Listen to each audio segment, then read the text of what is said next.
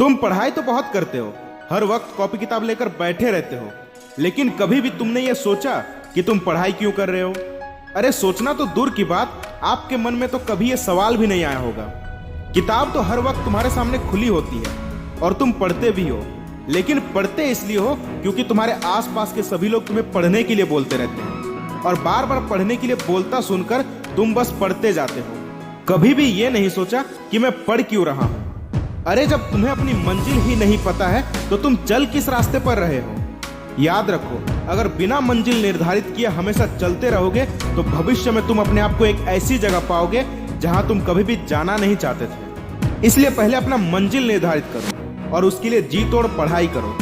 मुश्किलें तो आएगी और तकलीफों के स्पीड ब्रेकर भी आएंगे उन राहों में, लेकिन जिस दिन तुम रुक गए समझो उस दिन तुम मर गए। तुम साल भर जी तोड़ पढ़ाई करते हो और अंत में एग्जाम देते हो ताकि तुम दुनिया को बता सको कि तुमने साल भर कितनी मेहनत की है। लेकिन तुम में से कुछ स्टूडेंट के एग्जाम अच्छे नहीं जाते हैं, कुछ स्टूडेंट फेल भी हो जाते हैं और फिर उन्हें यह डर सताने लगता है कि लोग क्या कहेंगे, ये दुनिया क्या कहेगी, वो लोग क्या कहेंगे जिनके सामने मैं हर वक्त पढ़ाई करता रहता था। और इसी चिंता में कुछ स्टूडेंट्स डिप्रेशन में चले जाते हैं।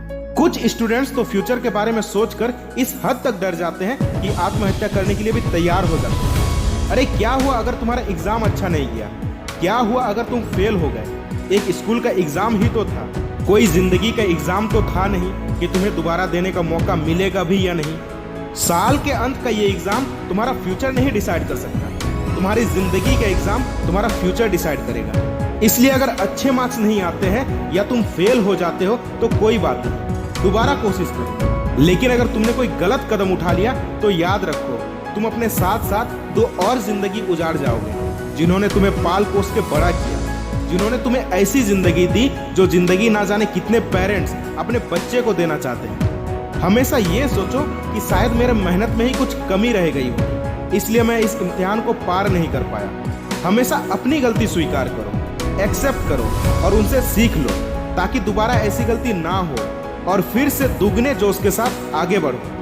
अगर तुम अपनी गलती स्वीकार नहीं करोगे तो ये जिंदगी तुम्हें स्वीकार नहीं करेगी। जैसे एक शेर के लिए शिकार करना जरूरी होता है, उसी तरह एक स्टूडेंट के लिए पढ़ना जरूरी होता है। अगर शेर शिकार न कर पाए तो वो शेर कहेगा, मैं नहीं जानता तुम्हारा ड्रीम क्या है, लेकिन अगर तुम्हें उसे पाना है तो तुम्हें पढ़ना होगा। तुम्हारे अंदर एक जिद होनी चाहिए पढ़ने की।